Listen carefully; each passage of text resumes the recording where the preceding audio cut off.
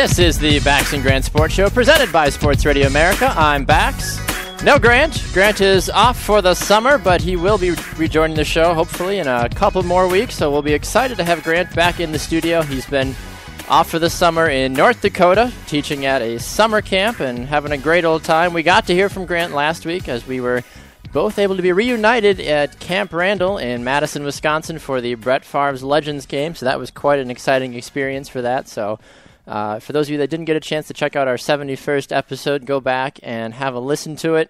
You can find it on Spreaker.com. But you can find us Monday nights during the summer on Sports Radio America from 7 to 10 Eastern on Live 365 and TuneIn. And then you can download our podcast on iTunes and listen to us on demand anytime on Spreaker.com, as well as beautiful and wonderful iHeartRadio also. So, and as of recently, you will now be able to hear our content on the Sports Quotient. That is a new a developing partnership between us, but they have been kind enough to feature some of our content on their website as well. So make sure to go and check out their website, the Sports Quotient. Make sure to raise your SQ as their catchphrase is, as it were, their tagline. So they've got all kinds of exciting articles. They've got sports quizzes. They've got fantasy help. The Sports Quotient, another new place that you can find the Bax and Grant Sports Show. On the social media side of things, though, you can definitely find us on multiple platforms. You can find us on Facebook at the Bax and Grant Sports Show. You can find us on Twitter at BG Sports Show, on Snapchat at BG Sports Show, on Instagram at BG Sports Show. I feel like you sense a trend after a while. If you use the hashtag, the Bax Grant Sports Show, you will have pictures show up on Instagram under the hashtag, but also they'll show up on our website on Sports Radio America. And we can kind of see how you enjoy the sports world and what you look like when you represent your favorite team, or what the stadium looks like that you're at as well. So, and as of recently as well, you can now find us broadcasting video on Periscope as well, which those of you that are watching, thanks, appreciate it. All four of you right now, it looks like. So for those of you listening on Periscope or watching on Periscope, if you have any questions or comments or thoughts as what we're talking about throughout the show, please feel free. We'd love hearing from you, and it's a good way to interact as well with people. So make sure to check out all of that. And we have an exciting show today. Connor Christensen will be stopping by later on in the show. Sid Powell will be stopping by. And Sonia Kondratenko as well will be stopping by. And we would like to bring in Sonia now, actually, because we are going to be talking about the 2015 Gold Cup. So with that being said, we'd like to welcome in Howler Magazine's very own Sonia Kondratenko. Sonia, how are you today?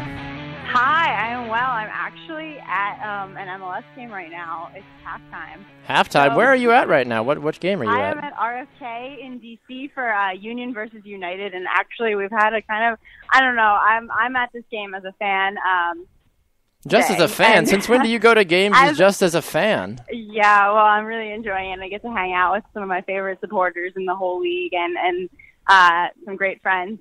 But the Union scored 2 goals on us in the first 3 minutes, the first of which I think was like 21 seconds in, and the Union's fastest ever goal. Holy cow. History. That is fantastic. Yeah. Well, if you're a Union fan, I guess that's fantastic that they have If you're a Union fan, and I hang out, they have a special place in my heart, and I hang out in Philly quite a bit. I was saying, you're at PPL Park almost every other day, aren't you? I was at PPL Park yesterday for the Gold Cup even, and which, was not exactly what everybody was expecting. Absolutely. No, it was not the type of Gold Cup third-place game that I feel like the United States wanted to play. It was good for Panama that they were able to secure the victory because I feel like they had to put it bluntly, they got screwed against playing Mexico because of 2 horrific penalty kick calls. And then they end up, having the chance for redemption, as it were, in the third-place game, and end up taking out the United States 3-2 in penalty kicks after drawing 1-1. You were there, Sonia. You got to check out the game, as you said. Give us your thoughts about just kind of how the flow of the game went in the atmosphere. Oh, well, okay. First of all, I came from New York City in the morning, and I headed to Philly, and I was really worried that there was going to be like a ton of traffic and it was going to be a mess at the stadium. And I was kind of disappointed because when I got there, it was a little empty. I think that a lot of people were banking on the USA being in the final today. Yeah, yep. And they spent their money on tickets for today, or they took off work for Sunday, and it wasn't a full stadium, which is a bit of a bummer. Yeah, but that's. Yeah. It's a third-place game, but though. Still, not too many people are proud to be really in a third-place fun, game. Even though Yeah, even though it was a loss, it was a very fun loss for me, and I mean, people were still amped to be able to see the U.S. play, and I mean, the Panama fans were even more amped. They don't get an opportunity to see their team play in the States, and especially a win over the U.S. They were going pretty hard after. Absolutely, I would imagine so. I mean, you obviously, with working with the media, have an opportunity to be able to down on the field, to be around, to interact with the fans in a totally different way. You were talking about the Panama fans. How did they treat this game when they ended up winning at the end? Was it exciting, crazy, like they kind of running won around the second? in the outside? No, they were outside of the stadium, waving the flags. All like arm in arm, like swaying back and forth and swinging, and just like, yeah, I mean, it was very exciting because I don't know. I mean, I guess if you're rooting for your team, you always want them to win, but to pull off such a big win, and I mean, I don't know, maybe a couple hundred Panama fans there, like to be in such a minority, absolutely, and come out victorious is like a great feeling. It is, yeah, especially for a small country like Panama. And now, like moving forward, they will have a bigger task when it comes to World Cup qualifying and everything else that they have to look forward to as a country. But I feel like even winning third place in the Gold Cup, that has to give them a bit of momentum. They have to be excited about it within reason. Roberto Nurse with a beautiful goal, just doing what he does well, is embarrassing United States defenders, which hasn't been hard to do this tournament. No. So if you are the United States, I guess, looking forward, where do you go from here, Sonia? I'm a little confused and a little disappointed overall. Well, I took a little break from the internet last night after the game, and like went out with some friends and had some fun. But I was catching glimpses of stuff today, like people really disappointed that Klinsmann's not out. Yes, yep. Which, I don't know. I don't really know how I feel about that right now. I'm still like digesting everything. I was going to say, I was going to ask you that question, but since you're still working on your opinion of it, I won't ask you yet, because that's the common thought around the soccer world, is that Klinsmann should be fired. Right. I mean, I missed the game against Jamaica, actually, because I was out. I was doing some work in New York while the game was happening, and I ended up at the Chelsea Red Bulls game, which you want to talk about an upset. That was fantastic. I watched that game till halftime, and I was like, oh, Chelsea should easily just walk all over the Red Bulls, and then I checked it out the next morning. I'm like, wait, they lost 4-2? How's that possible? I wasn't so excited, because I was like, this might not be like the most interesting game. And it was so much fun, and it was so great to see the younger guys on Red Bulls that they brought up, like just to be able to celebrate and play a team like Chelsea and have that experience. I was really happy for them. Absolutely. And then Chelsea didn't exactly trot out their, C or D squad. They had a vast majority of their bigger players were there, and even, some second-team players were there, but they still had a vast majority of players that know how to put the ball in the back of the net. And it's definitely interesting to be at Red Bull Arena, and it's, for the most part, entirely Chelsea fans, with some Red Bull fans, peppered in. And it's like, you're at the home of the Red Bulls, but everybody's booing for the Red Bulls, or at the Red Bulls, and then they pull it off and they win. It was a really interesting experience. I can imagine, yeah. Like I said, I was able to catch only some of that game, but the utter shock, and from what I found the next morning when I turned on the highlights, I was like, oh, really? That's what happened. But an exciting game overall, though, for the Red Bulls. But with Team USA now looking ahead, like we were talking about before, if I'll put you in the manager's seat for a second, Sonia. If you had the opportunity to be able to make one or two changes about this U.S. national team, what would you try to do to, in your opinion, make it better? Gosh. Yeah, I mean, we got to figure out what's going on with the defense. Absolutely. What exactly? That's the real thing, though, is like, what exactly do you do with the defense? Yeah, what exactly? Oh, man. This is not honestly a question I was anticipating right now. Caught you off guard. It caught me off guard. I was still kind of thinking about the ice cream I ate while I was watching the game yesterday. Okay. More than, I don't know.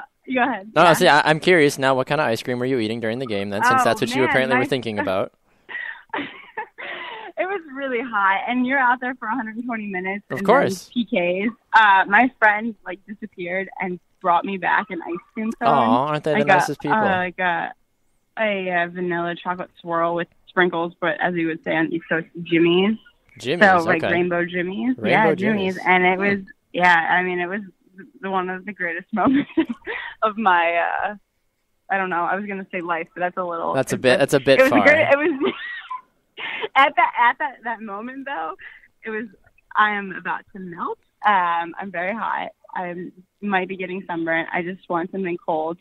And ice cream was really doing it for me, so I was pretty amped on that. Well, you have terrific friends. I think maybe the U.S. needs more ice cream. That's maybe they should have had ice cream before the penalty kick shootout, and they would have frozen up and kind of we could have drifted that off. up. I would have bought it for them. Totally. Exactly.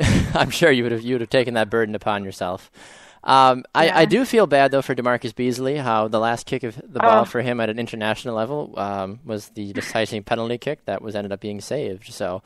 A little bit of a... Yeah, no. But what was really great about that is, I mean, especially towards the end of the match, whenever he would come by the supporter section, people would start the chants for him, and he'd turn around and acknowledge it and clap, and you could tell that it meant a lot to him.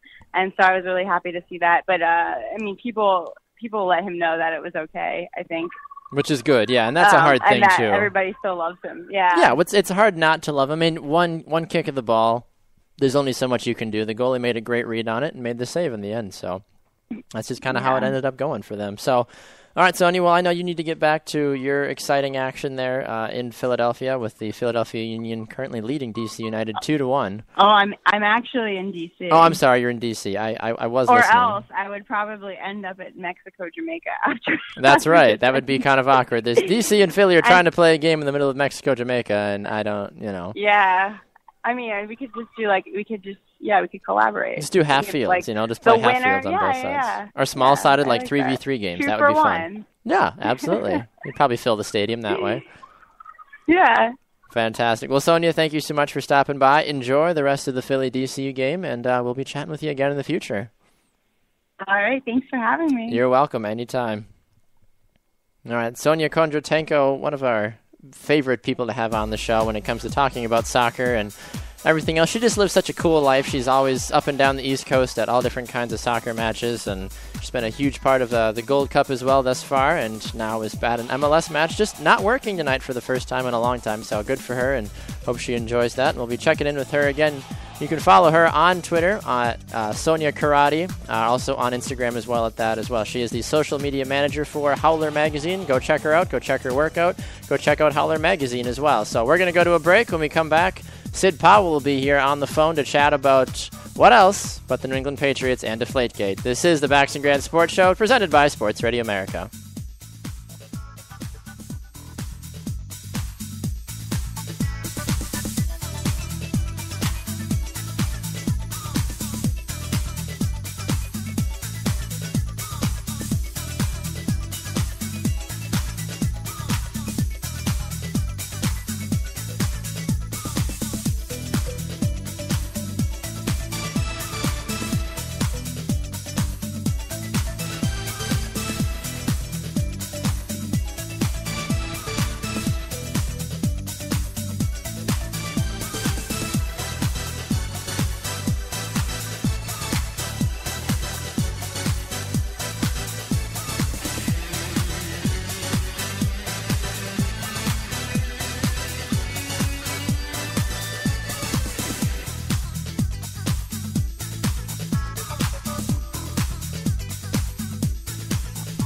Welcome back to another edition of the Bax and Grant Sports Show, presented by Sports Radio America. I'm Bax. No Grant. Grant is off for the summer, working in North Dakota, but will return, and in greater numbers, hopefully, in a few short weeks. We look forward to having him and his wife and his wonderful son back in the great state of Wisconsin, as we will continue with our regular scheduled programming come probably mid to late August, so stay tuned. There's some new and exciting details coming along with that.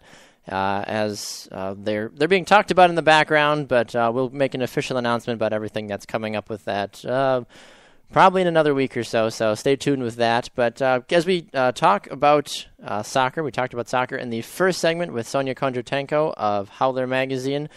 We talked about the Gold Cup, we talked about Major League Soccer, we talked about ice cream cones. That's just kind of how the conversations with Sonia go sometimes. But either way, we had a great time with that. But flipping over from soccer, if you are in America, you obviously will love to talk about the one thing that everybody loves to talk about, and that would be Deflategate, because without Deflategate, the world would be just completely lost, because that's just how the wonderful world of ESPN and the sports media world as a whole goes.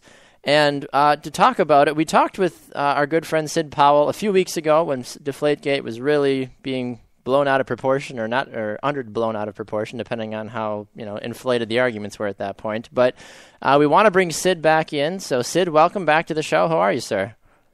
Hey, Max, how you doing? I'm good, bud. Good. Well, we're glad to have you back. One of these times we should have you on the show to talk about something that's actually exciting and people maybe won't throw things at us for talking about. But when new things keep happening, there's no better person to talk about Deflategate than our resident New England Patriots expert, which you are, sir. You're a fan of the team. You're a fan of football as a whole, but you yourself are very close to all of these things happening with Deflategate. So you brought an article to my attention this last week that Yahoo Sports had written, and the headline was wonderfully crafted. Roger Goodell's handling of Deflategate has become a three-ring circus. Before I offer my comments on that, I'm curious to get your initial reactions from it and just how you feel like this whole Deflategate thing has really just been blown miles out of proportion. Well, I mean, just how far can you really take such a minor incident? I mean, if you look back in the history of the league, there really hasn't been a whole lot of issues having to do with football. And especially in the off season, people are trying to prepare for the upcoming season. Something like this could have been handled right from the beginning. Absolutely. Like we talked about a long time ago. But my contention is why they didn't do anything about it the first time they played the Colts, when they had a kind of an argument. And that's when we were talking before about the sting operation being set up against the Patriots, which nobody really had anything to say about until the big part of the Deflategate came out after the AFC Championship game. Mm-hmm. And at that point, it was really like, okay, there's a target on our back. And just something to take the focus off the game, hopefully to throw their focus away from the Seattle Seahawks, and the Seahawks would go out and beat them up like they did the Denver Broncos the previous year. But anybody who's a New England Patriots fan knows that that's just enough to motivate them to play hard. Exactly, especially with a guy like Tom Brady at the forefront of your attack. Not to take away from Peyton Manning, of course, in the Denver Broncos, but right. I feel like in a game like that, you're going to rely more on Tom Brady and his boys than you are going to rely more on than Peyton Manning and the options that he had at his disposal against Seattle. Correct, yeah. So, I mean, if you look at the history, Brady is a big gamer. Absolutely. So anything that takes the attention away from the game was, I think, the object of the whole Deflategate thing. Now it's at a position where they have owners urging Goodell to keep the suspension alive, based on the hearing that they had back in June. And that's really against the collective bargaining agreement for them to even have to say so, but we won't get into that. Exactly, yeah. We could spend a whole other time and segment talking about that. Well, it's been a month, like you've said, Tom Brady's appeal hearing for Deflategate, and a whole month has gone by, and not a single word from the commissioner's office about what he's decided to do with Brady, what he's going to do with the organization. As of this point right now, there's no really good way to handle this because it's been dragged on for so long. Had this been something that had been taken care of right away, when a punishment would have been dealt right away, saying, all right, we're going to stick to this, we're going to go with this, let's just, move on from it. But because there's all this weird, inconclusive, probable, quote-unquote, evidence that he may have kind of sort of thought about it, that he may have kind of done something, it's so hard to convict anybody with it. If this is a normal, even just to make the case, if this was a murder case and Tom Brady was under a microscope. Yeah, exactly. The commissioner is definitely under a microscope. Absolutely. I think either way, his job is on the line. It has to be. And so it's something this minor to get this big. That's completely unprofessional and completely ridiculous. You are the commissioner of the National Football League, arguably one of the biggest organizations in the world, not only in the sports industry, but in the entire industry that is business as a whole. For a nonprofit organization, they just sure do make a lot of money, but that's completely irrelevant. So with this, what do you do? I don't know if there's going to be any sort of punishment that gets dealt out that is going to make everybody happy, but as a whole, it's hard to make everybody happy. But especially the ESPNs, the sports media world, what do you feel like would be an appropriate punishment, or if Brady's sentence does get changed, or do they leave it at 4 games, just call it a day, say New England, deal with it for 4 games, and then you'll be fine the rest of the year? What do you feel like is the best way to go about doing this? I think as far as the commission is concerned, he has to remove the 4-game suspension. I don't really think he's got left a choice at this point. There's no evidence that really convicts Brady of any wrongdoing. So you can't spend millions of dollars on an investigation and turn around and say maybe. That it's just not going to fly. Absolutely. But the other thing is, and I was just reading this earlier, where the commissioner came out with all these new rules for next year about how to check game balls. To me, he just pretty much sealed his own fate, because you can't go out and not give a decision on the Brady situation and hearing before you come out with all these new rules on game balls. There's got to be. I feel like there's been a decision made behind closed doors, but they're trying to go about it in a way that is just not going to make. I mean, the fact, like I said, because they've waited so long, it's going to be ugly no matter what ends up happening. Yeah.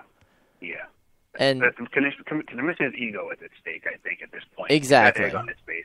No, There's nothing strong enough to wipe it off.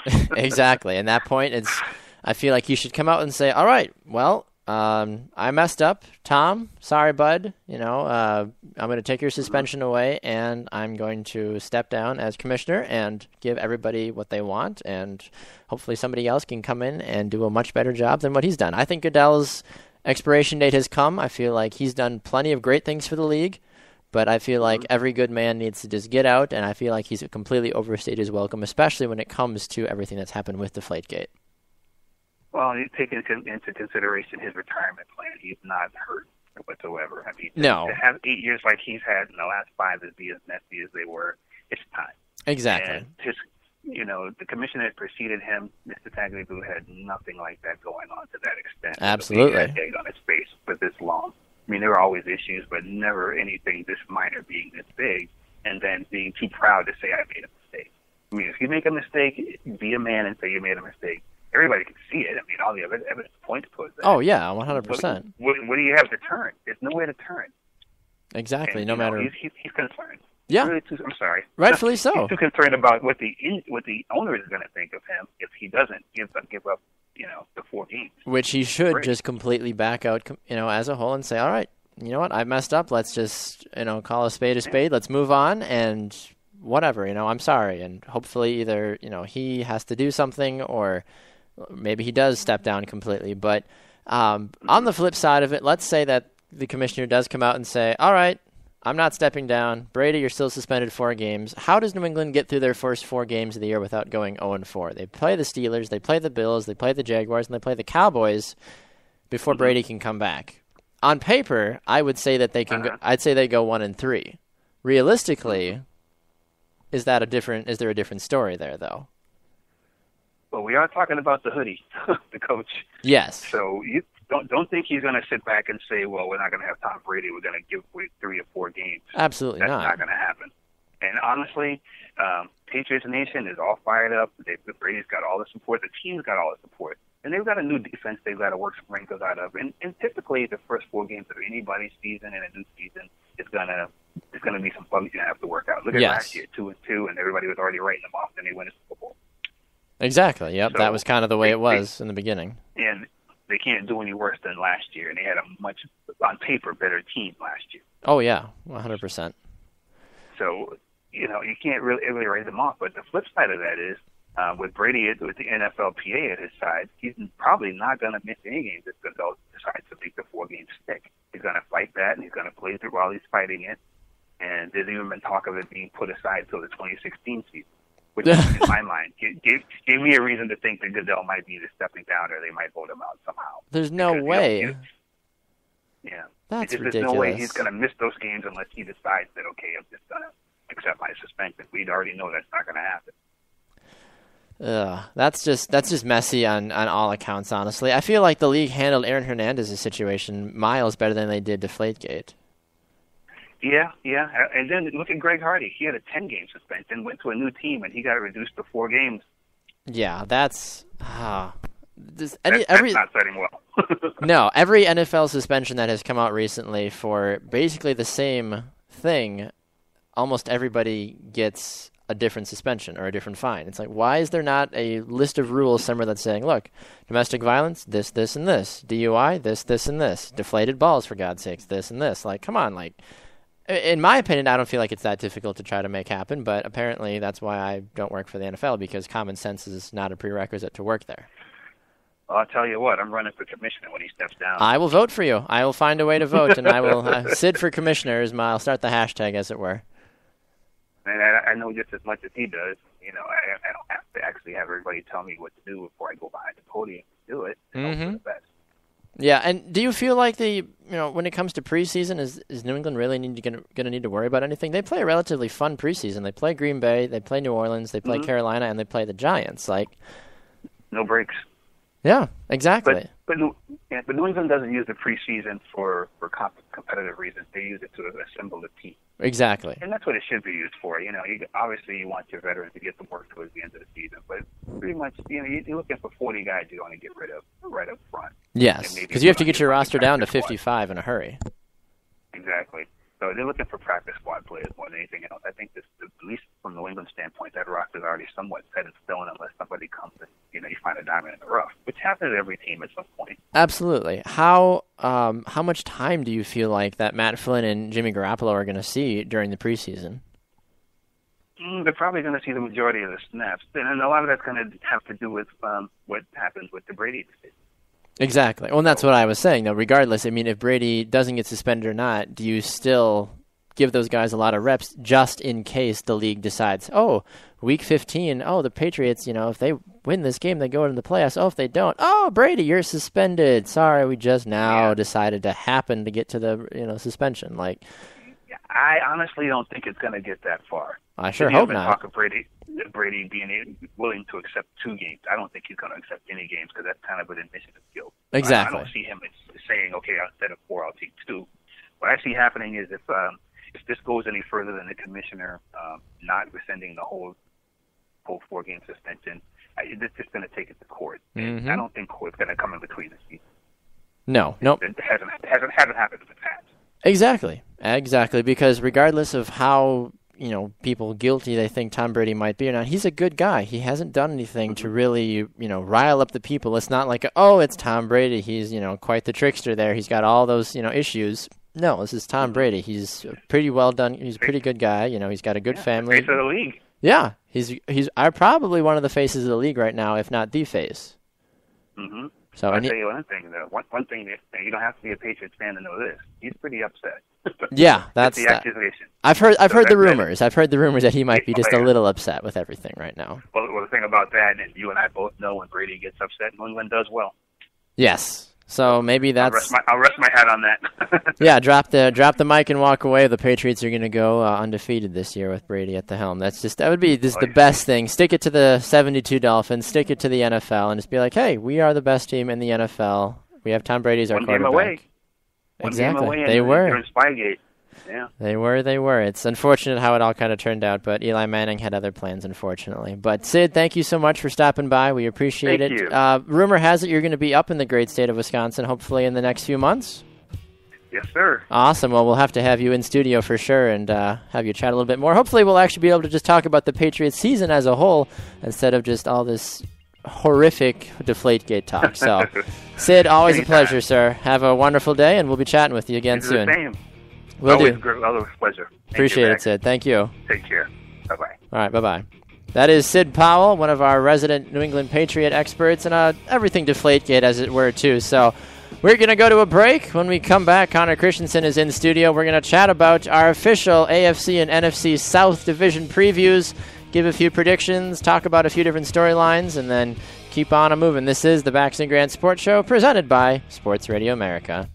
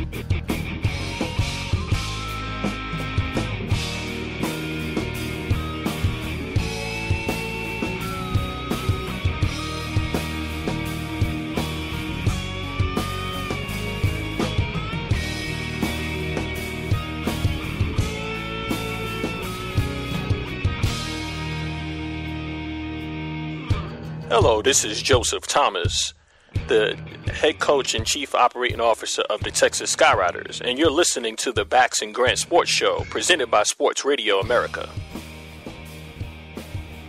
Welcome back to the Bax and Grant Sports Show, presented by Sports Radio America. I'm Bax. No Grant. Grant is off for the summer, but looks to return in the next few weeks, so we appreciate everything that he's doing and look forward to seeing him again in the near future as well. Remember, you can check us out on social media. Let us know your thoughts about anything we talk about. You can find us on Twitter, which is probably the best way to get a hold of us, at BG Sports Show. For those of you watching us live on Periscope right now, big shout out to you. Thank you much for doing that, and we love hearing from you as well. So we've had a few comments and thoughts and likes and other weird things throughout the show, so appreciate that. It is time to welcome in a good friend of ours, as we all know him and love him. Ladies adore him. Men wish they could be him. And that's about all I got for you. So it is Connor Christensen, our favorite Vikings fan, because someone's got to love a Vikings fan because they sure don't love themselves some days. Oh, well, it can be rough. It can, but, you know, it's a rebuilding year. Yeah. Last year was a rebuilding year. This year, exactly. You actually might do something relevant. That's the hope. That's the hope. Every year I feel like that's the hope. We might be good this year. Oh, really? Yeah. Maybe. You don't want to get too big. Nope. Too early. I don't want to overhype myself. Absolutely not. No, that's a smart way to do it. Mm-hmm. That way you just you're optimistic, but you don't want to get too optimistic. Yeah, exactly. You don't want to, because you're gonna get crushed later on in the season. So. Exactly. Yeah. Exactly. But anyway, Connor, before we do your normal things, which is your fight corner and your fitness tip as well, we've been talking about doing our official previews of the AFC and NFC divisions, and this week we are starting our official series with the NFC South and the AFC South. Starting first with the AFC South, the Houston Texans, Indianapolis Colts, Jacksonville Jaguars, and Tennessee Titans. Looking back at last season real quick and seeing how everybody lined up, the Colts won the division with an 11-5 record. Mm-hmm. Houston Texans going 9-7, and then the massive drop-off, the Jaguars and the Titans. Jaguars going 3-13, and the Titans going 2-14. Mm-hmm. So, it's a new year. It's a new everything. Tennessee inking Marcus Mariota to a new 4-year deal, so they're excited to finally have their quarterback of the future and whatever else. We'll see if he becomes of anything or not. Jacksonville, their first-round draft pick tears his ACL in minicamp, so that's kind of an issue. Yep. Houston has a bit of a quarterback debacle. We're not really sure what they're going to do. They have a few guys this year that they're going to try. Brian Hoyer's the first guy on the depth chart, though, so we'll see what happens with him. And then Indianapolis, always dangerous. Oh, yeah, always dangerous. So we'll start with you, Connor. Give us just your general thoughts about the division, last year, this year, and kind of moving forward, what you foresee for the division. All right. Well, I'm going to say when we're talking about the AFC South, we're really talking about the Colts and the Texans, because the Jaguars and the Titans are, trying to get a combined total of 6 wins each season. And yes. They got Mariota. Congrats for the Titans. You have maybe a quarterback of the future, but you need to have the rest of the team to go with it. Yes. And I agree, 100%. So I don't see the Titans and the Jaguars doing anything more than they did last season. Really? Okay. The Jaguars now have Julius Thomas. So you don't think that the Titans are going to win more than 4 games this year, even with the Jaguars? I mean, if they could win 4 games, I guess, maybe. Okay. But if they win more than 4 games, I will be very surprised. Really? Personally, I don't think much of the Titans at this moment. Okay. They'll have to they'll have to really, really impress right away early on. And if they win 4 games, it'll be, we beat the Jaguars twice and 2 other bad teams twice, or, whatever. Yeah, 2 of other course. bad. Yeah. So I if you can't tell, I don't think much of the Jaguars. Obviously. Yeah, it's pretty obvious. Even with Blake Bortles and, as you said, Julius Thomas, I do feel like the Jaguars adding Alabama running back T.J. Yeldon will definitely make a big difference for them now that Maurice Jones-Drew is gone, but that's another aspect of it. Maurice Jones-Drew is gone. He's retired. Yep. Jacksonville's prime running back for the last 10 years is completely gone. That changes a lot. It does. However, though, Jacksonville's schedule does rank 25th in terms of difficulty, so they've got a fairly easy schedule this year in terms of what the NFL views. So if this was the year to win 6 games or more, this would be it. Huh? Exactly. According to ESPN.com, they had all of their official staff writers for each team submit their record, their picks, etc. The Jacksonville Jaguars are picked to go 7-9. The Okay. Titans are picked to go 5-11. All right. Looking at the game-by-game predictions in terms of Jacksonville, the victories that they see coming, they see them beating Carolina week 1. They see them losing to Miami week 2, losing to the Patriots week 3, losing to the Colts week 4, beating the Buccaneers week 5, beating the Texans 6. Really? Yes. Wow. Beating the Bills in week 7. Bye week. They lose that game. They beat the Jets week 9. They lose to the Ravens week 10. Beat the Titans week 11. Okay. Lose to the Chargers 12. Beat the Jaguars again in 13. You mean the Titans again? Yes. Yes. No, they lose to the Titans. I'm sorry. They lose to the Titans. The second week time 13. they lose. Yes. Okay. They lose to the Colts in 14. Beat the Falcons in 15. Really? Lose to the Saints and lose to the Texans. Okay. 7-9. All right. I personally, I don't see them beating the Texans. I really don't. Well, it depends on if Houston can figure out their quarterback situation or not. That's true, but the Texans are also scary on defense. That defensive line is scary. Yeah, that's J.J. Watt. That's the only reason it's scary. If J.J. Von Cloud decides to actually be good this year, then yes, they will have a full stacked, scary unit, as it were. But the offense is going to be struggling. Arian Foster can only do so much. They also have DeAndre Hopkins. They do, yes. And he's an up and coming, so it's someone to watch for sure. Absolutely. If they can figure out the quarterback, yes, that will definitely help. I think. But I mean, even still, I don't see the Jaguars beating them. I really don't. I can see him stealing a game from them. Okay. Honestly. All right. But I mean, that's just me. Yeah. Yeah. Indianapolis, looking at them, they added Andre Johnson, they added Frank Gore, among other players that they've added, but more household names. That's who they've added. Is Indianapolis finally at that point where they can assert themselves as the second best team in the AFC, or even the first best team in the AFC? That's tricky to answer. It depends on how the Patriots start out, because I think the Patriots regardless of how the Patriots start. I think the Patriots are the best in the AFC. Okay. And I don't see the Colts beating them. Okay. Yet. If the Patriots start out slow, maybe Brady gets suspended for the first 4 games, maybe he doesn't, maybe whatever goes on with the Patriots, maybe they lose momentum at the beginning and can't get it back, Sure. So there are a lot about the Patriots is still up in the air. I think AFC South, the Colts are definitely a force to be reckoned with. I think they're better. Yeah, I do. I think they're going to win their division. They've always been an offensive team more so than a defensive team, and I think that hurts them in the later portion in the postseason, in the championships and all of those things. They're the team that beat you 45-38. Yes. They outscore you more than they stop you from scoring. Yes. And I think when you get to the postseason, you can't win games like that. You have to have a shutdown defense. That's Absolutely. The only way. No, I completely agree. So I think yes, they'll win their division, because I don't think the Texans have the offense to outscore them. But no, I don't think they're the best team in the AFC. I do believe the Patriots are still better than them. Okay. Well, looking at the game-by-game predictions by the Colts from Mike Wells, the ESPN staff writer for the Colts, he has them going into the bye week at week 10 at an 8-1 record. Okay. Their only loss coming to the Patriots. Okay. Then they proceed to only lose to the Steelers in week 13, and they lose to the Dolphins in week 16. They finish out 13-3. And call it a year and make the playoffs more than likely with that second seed.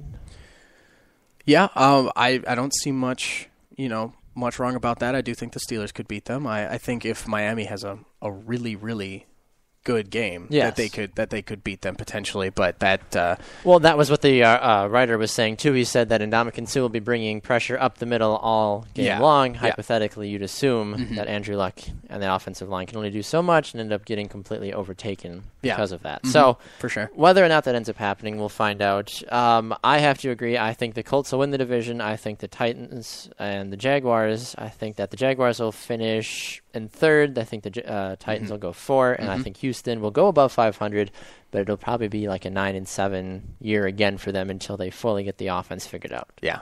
They have some serious building to do on They do. that They need to offense. find themselves before they can really start figuring out how to find the end zone, because they are going to have a difficult season. Now, the division last year that was a laughingstock of the NFL was the NFC South. The best record in the NFC South was a 7-8-1 record, which is just horrific. The fact that a team from that division had to make the playoffs, it's just sad. Yeah. Absolutely sad. You don't make the playoffs with a below 500 record. You shouldn't. You shouldn't. No. That's not acceptable. Look at great. Green Bay won their division with a 12-4 record. Dallas won their division 12-4. Seattle 12-4.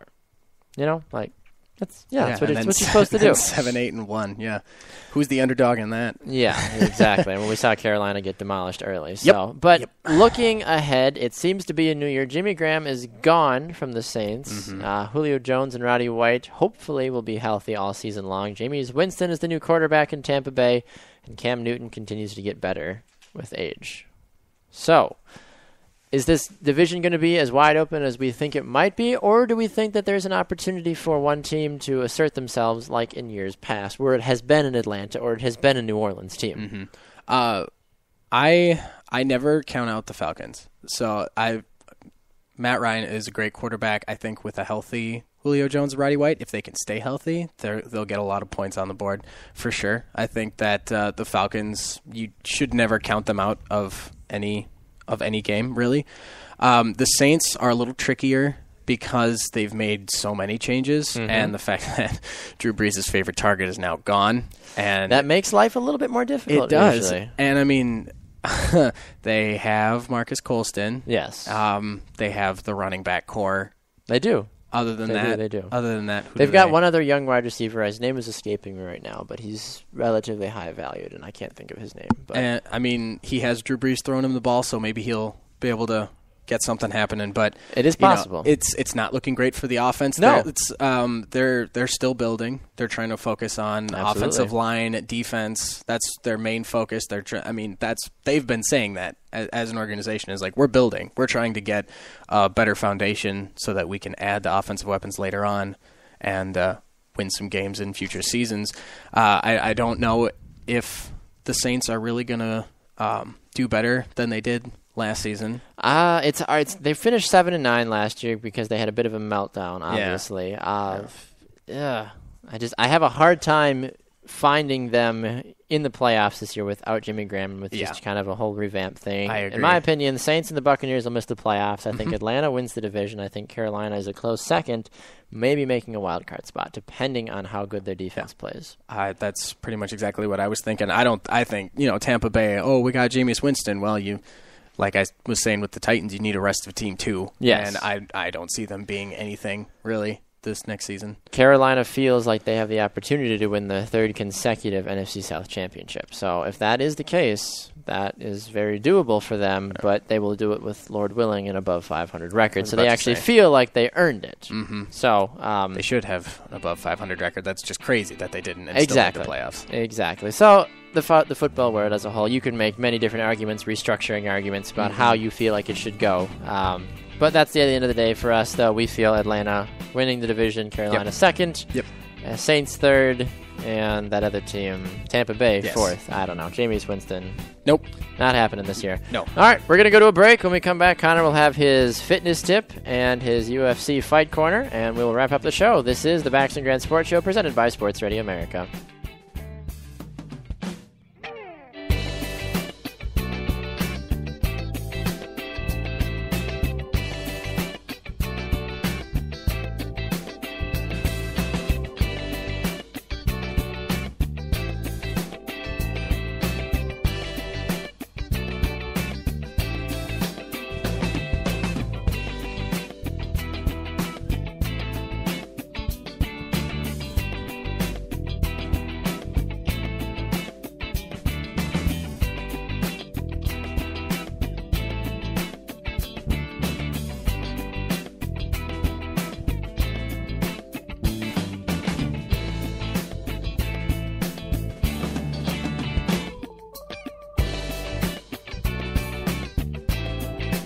This is David Williams, the owner of the Lansing Sting, and you're listening to the Bax and Grant Sports Show presented by Sports Radio America.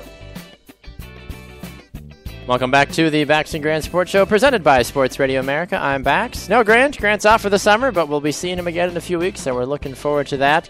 You just heard from David Williams of the Lansing Sting from the ABA, and as you've been listening to the show the last 2 weeks or 3 weeks, you may have heard that the ABA and the Bax and Grant Sports Show will be entering into a bit of a partnership as well as Sports Radio America. When the season kicks off in November, there will be some exclusive coverage of ABA coaches and players and teams, and it's going to be a lot of exciting things happening with the ABA, so we're trying to help raise awareness for the league as a whole, but also we'll be doing some broadcasting not only of the teams and coaches and players, but we'll be doing some games as well for Sports Radio America moving forward. So we're looking forward to that. We are joined in the studio right now by Connor Christensen. Connor was here in the last segment talking about the AFC, NFC South, and we were both giving our predictions and our thoughts about how we feel each team will do. Moving away from all of that now, it is time for what Connor knows best aside from Adrian Peterson and the Vikings, talking about his fitness tip and his fight corner as well. So with a minute on the clock for you, Connor, we will have you give us your fitness tip this week. Are you ready? I am ready. All right, and begin. All right, I had a friend of mine come up to me and ask me, he is training he wants to do a half marathon. Oh, okay. So he said, I have the runs pretty much down, but I want to know weightlifting programs that I could add that would benefit me in an endurance if I'm a runner type of in that sort of aspect, rather than I'm trying to get big, I'm trying to pack on muscle. Sure. You know? So that gave me the idea to do the fitness tip about it. So my fitness tip today is how to create more endurance through weightlifting. So here's the biggest thing is your rest in between each set of whatever exercise you're doing. You want to keep it short, 10 seconds, 15 seconds. Maybe do jump rope instead of resting. So if you're going to, and for your exercises, do things that incorporate multiple muscle groups. So your bench press, your full body squats, deadlift, power clean, anything that works your entire body. And then don't give yourself a whole lot of time in between sets, and that'll build up your endurance. Understandable. And that definitely makes a lot of sense. For me working out with you in the past and just as a whole, clearly see why building your endurance is crucial, not only for working out, but as a whole as just running and playing sports. So it definitely helps in that long run. So thank you for that. We appreciate you offering your fitness tip as you do each week. So what do you have for us in your fight corner this week? Yeah, so we had UFC Fight Night, Dillashaw versus Barrow 2. Okay. It was a rematch. And Dillashaw just, he destroyed Barrow last time around. So the big thing is Dillashaw going to come out and dominate again, or is Barrow going to prove that he's, that he's up there?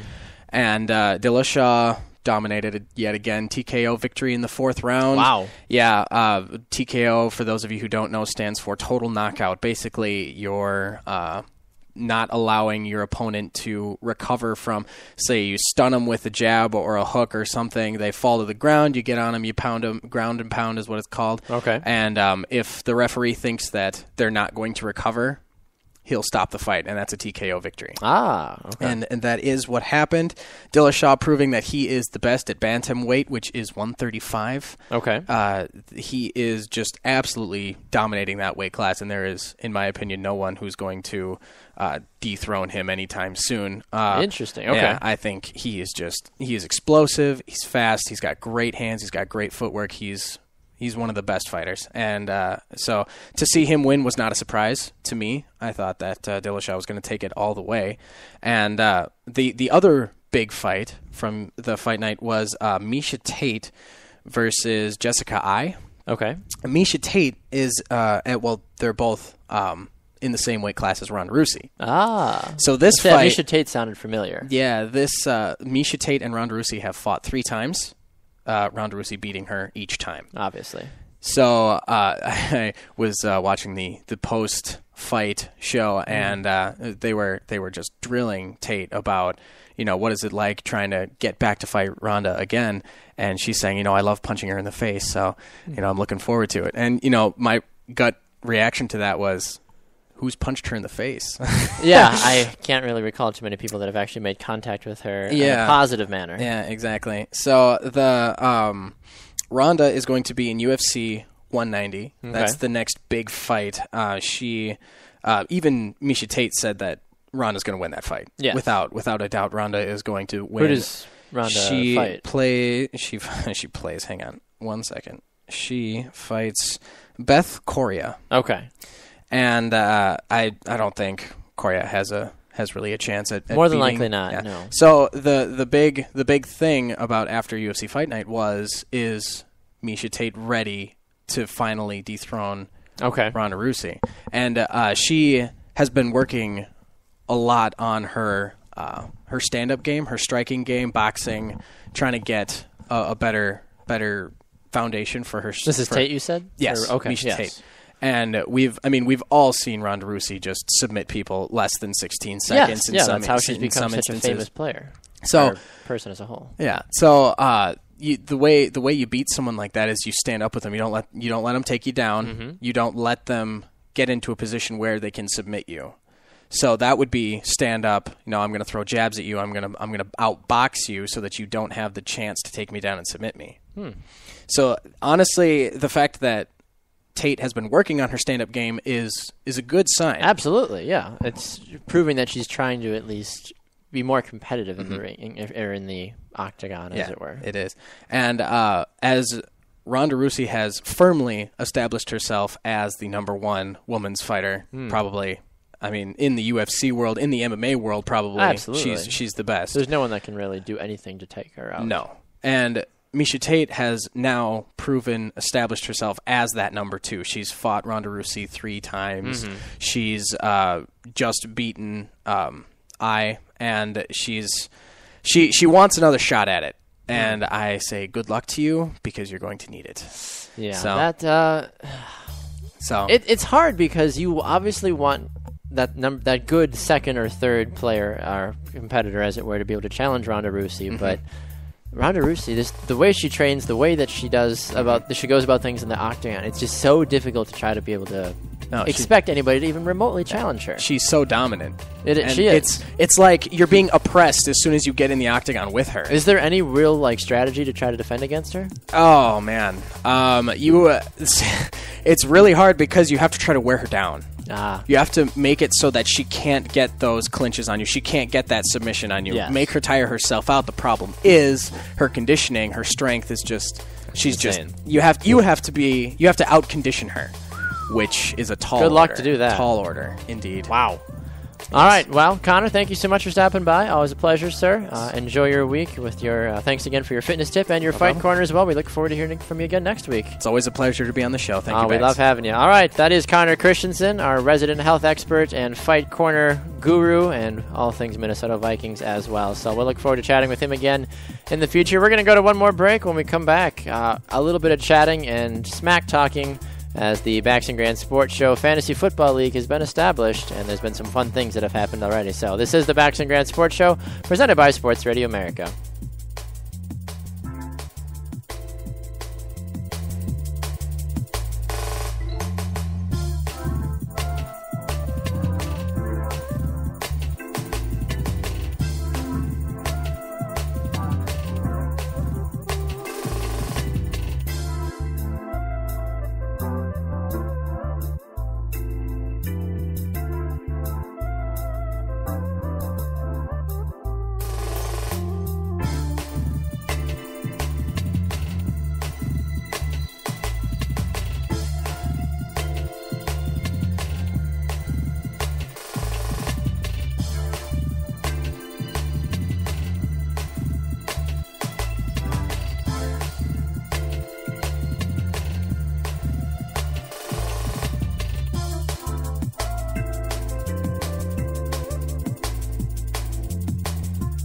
Welcome back to the Bax and Grand Sports Show, presented by Sports Radio America. I'm Bax.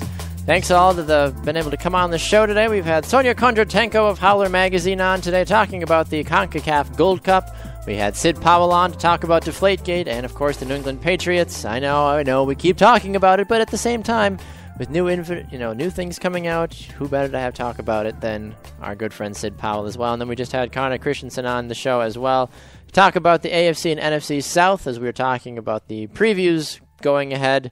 And then we also had his Fight Corner segment and his health tip of the week as well. So before we go today, I want to talk a little bit about the Bax and Grand Sports Show Fantasy Football League. Yes, there is a league. Yes, it is exciting. No, unfortunately, you cannot join. We're testing it out this year just with the guests on the show as a whole. Those that have come on in the past. So those competing this year will be our very own Megan Landvatter, Corey Plath, Sam Wallace. Those of you who have not met Sam Wallace, he will be on starting in the fall. He'll be doing a lot of running talk for us, but also fantasy football as well. He is a very, very fine-tuned fantasy football player. Danny Hoffenstein, Connor, as we just talked about, our friends from Vavel USA, Chris Blakely and Matt Evans. Grant, obviously, Grant will be playing as well. Zach Poppenfuss, and then Joel Wolfrath and David Kenyon as well. So we're looking forward to the excitement that will come from that. The talk around the fantasy football world, though, is that when do you draft a quarterback? When do you draft a running back? Do you do it in the first round? Do you do it in the second? Do you wait until like the 7th or 8th round and pick up a mediocre guy? Well, to answer that, I've done a few mock drafts in terms of going onto ESPN.com and going to the mock draft room and going through a few different simulated drafts to get an idea of what it's like to be not only in a 12-team league, but to see the patterns, as it were. So I've done 4 different mock drafts thus far, or I've done 3 so far.